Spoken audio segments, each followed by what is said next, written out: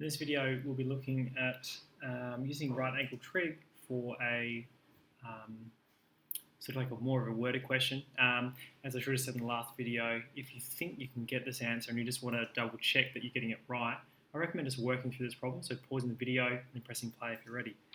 So using a theodolite, which is a device that measures the angle, Jerry measures the top of the tower to be an elevation of 28 degrees from the horizontal.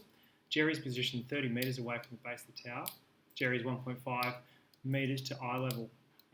Draw a diagram and find the height of the tower to the nearest metre.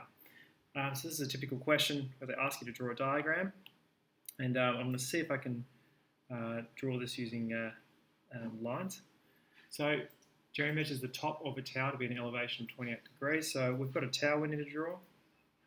So what I'll do is I'll whack that in like that and try to adjust that to make it look a little bit straighter. It's probably as good as it's going to get. Okay, still looks a little bit wonky. Okay, so we've got that there. That's our tower, and I think I'm just going to use our lines. Okay, and he measured that to be 28 degrees from the horizontal. Jerry's positioned 30 metres away from the base of the tower. So let's draw that. Okay, and let's just put him here. So I'm using a dot for that. And then I'm going to draw in that 30 metres. So you can tick that off as you go along. Jerry is 1.5 metres to eye level. Okay, so let's draw him in.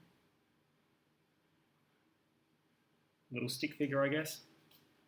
And that there is 1.5 metres. Okay, and then he says, it's Jerry, we can say that as J if you like, and he measures the top of the tower to be an elevation of 28 degrees from the horizontal. So we know the horizontal is going to be some kind of line that should be straight with the ground. Okay, and he measured it to be, I'm going to use a dot to represent the top, 28 degrees. Okay, so we need to draw a diagram, which we've done, to find the height of the tower to the nearest metre. So we've got our first assumption here. This is the horizontal. We assume that a tower is designed well. So we just have to make that assumption. So it's not like the Leaning Tower of Pisa. These are actually right angles here. Okay, so these are actually, it's a straight tower, and therefore the horizontal will meet the tower at a right angle. And what else can we do? Well, we do know that we've got, this is a right angle trig then. We need to work out height, which is the total of this. We know this chunk here is 1.5, but we don't know what this chunk is yet. Now let's just call this x, okay? And x represents the distance from here to here, because we already know that this chunk here is 1.5 metres. Now we've got this side here is the same as this, so it's 30 metres. And this represents, so we can write 30 metres on this dashed line if you like. And we know that this will be the adjacent side. And therefore, this would be the opposite side. So we're going to be using SOHCAHTOA, tan in this case. So we write out tan theta is equal to opposite over adjacent. And then we need to sub in our values. We know the angle, 28 degrees. We know opposite is x, and we know adjacent is 30. Rearranging, x will be 30 times by tan 28 degrees. So now we have an opportunity to use our calculator.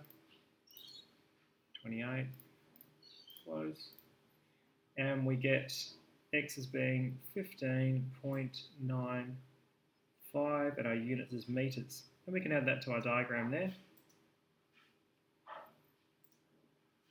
Now the question was, find the height of the tower. Well, we can see here, this chunk is 1.5 metres plus 15.95. So let's just say the height, which is h, you can call that h if you so wish, okay, is 15.95 plus 1.5, and we can just chuck that in the calculator. Just go plus to get the answer, 17.45 metres. Now, with these questions, they like a statement, so the height of tower is 17.45 meters. Or you can say the tower is, 17.45 meters tall. And then there's our answer there for question 2.